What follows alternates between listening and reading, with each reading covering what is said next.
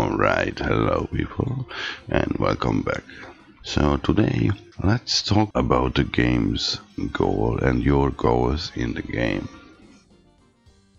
So, if you have a basics done and looking for ideas, inspirations or more, if you are somewhat familiar with the basics and not this is the distance you wanna put a train on it, but you can see from here to there is a much better idea, then I have some extra suggestions for you.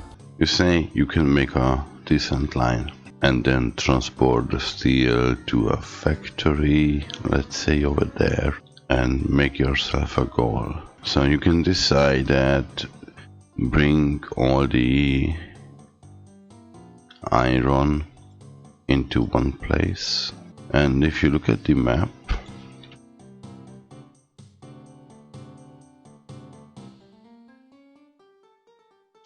you can filter these industries, disable all, enable all iron ore mines. They are that equal from everywhere, so maybe have something in the middle. You obviously don't have too much choice, but let's say you bring them over there, then have a factory as far away from it as possible, which on a small map it's not that easy. But let's say you bring it here, you bring all the coal over there, and then after day is done you bring the goods to this corner of the map. So that will already give you a pretty decent to-do list. It includes to pick up all of that. Also, you can pick up the farms that goes to the factory over there. Now this one you can just truck in, that's fine, like starting with that and all of these three. But now if I look at it, so if we look at the forests, you see something here or something here would be nice, but because we place the goods collecting over there, I would like to build a sawmill here. Yeah, like this one looks pretty promising.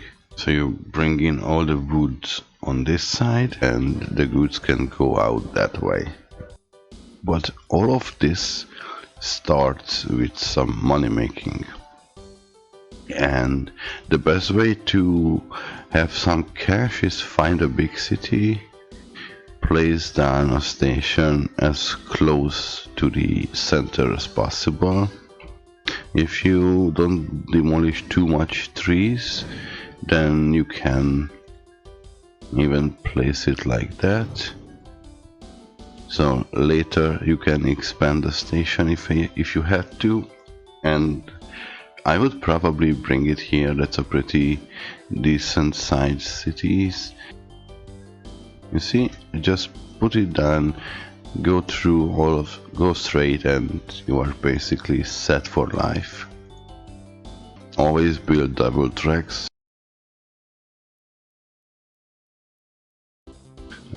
Get rid of these because it's ugly, and put a train on it, and after that you can start building, connect everything to everything game, which is quite daunting and complicated after a while. So collecting the first batch of resources is fairly easy. Let's say you connect the irons, that's pretty easy.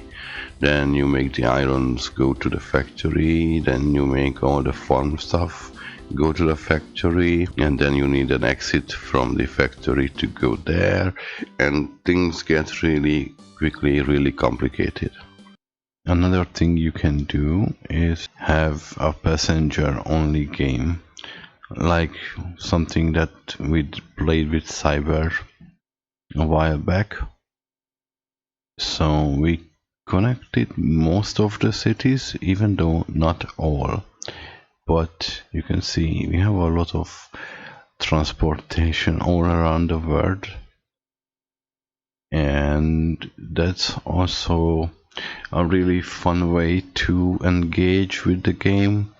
If you find it too easy, turn on the cargo distribution to symmetric or asymmetric, and that will give your passengers mails a destination where they need to go. And that's also a really fun game we can have, and also another option. So yeah, connecting everything is also a quite big challenge. In general, there are three types of OpenTTD play styles. The first one is the realistic gameplay, where you focus on the look of the game and make it as realistic as possible with new GRFs, objects, and managing the timetables of each vehicles, and make the city look good, having transfer service from the station onto the bus stops and bring them into the city and all that kind of things. The second distinct thing you can build is the co-op style, where you build massive networks, utilize as much resources as you can, and funnel them into one big mega station. Most networks traverse through the whole map, regardless of the size. And it can be looking really spaghetti, but this is how it works.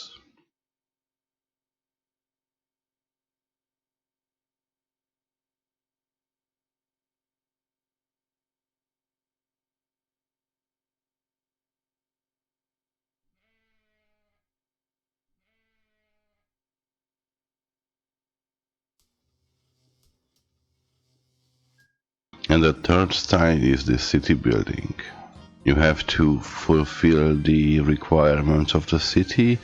There are many variations about that, but that ain't easy either. You see, I have a lot of trains coming left, right, center, and I'm still a little bit behind on some of the things. All of that is just to support one city. These are the three distinct styles of OpenTTD, and you can choose which one you would prefer. If you want to go for realism, you can definitely watch MG4 and his gigantic network map, or Gamers Clark started a new series about that.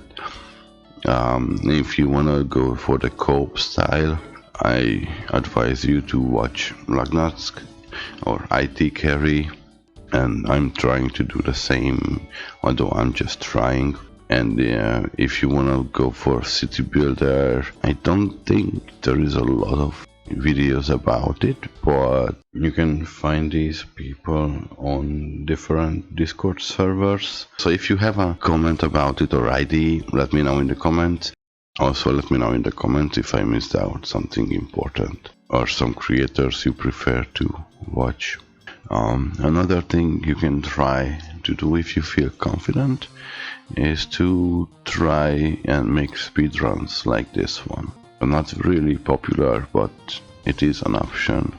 In this case, it's all about this, to have it 100% under the cup. Detailed performance rating, make it 90% or 100 depending on the settings, or to get to the first 1 million pound without loan. For something challenging, look at for Master Harish's city builder scripts and games. This is also one of these. It can also give you a long-term goal. So on this island we are making vehicles. This island is designed to support the cities, this was a no train zone, so I started to building up a highway system. This was meant to be a road vehicle hub, and this was the highway to get into the city.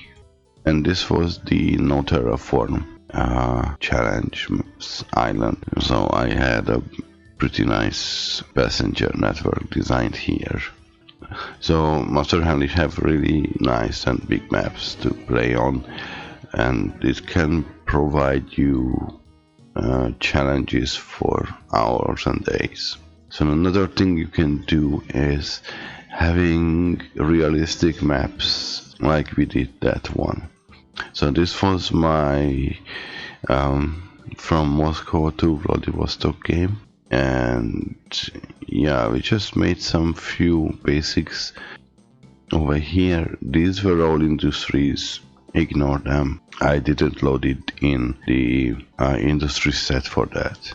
We had a vehicle factory there, we had some steel and other factories going on. These were forests that we have collected for furniture industry, and so slowly but surely we built our Trans-Siberian line. After a while we reached to Vladivostok, and you know, it has some number of trains on it. Historical and accurate maps are another possibility to play with and play on, and you can find a lot of them. If you go to check online content and type in what you want, like I want an Australia map, you see there is 1, 2, 3, 4, 5, 6-ish options. You can have some town names for it, objects, and you know, if you get Russia, you have railways, scenarios, all that jazz. So, and making scenarios also not that hard. So in the scenario editor, you can load in height maps. All it needs to be is to have a proper file extension, and then it can load in and make a map of it. So thanks for watching, and see you next time.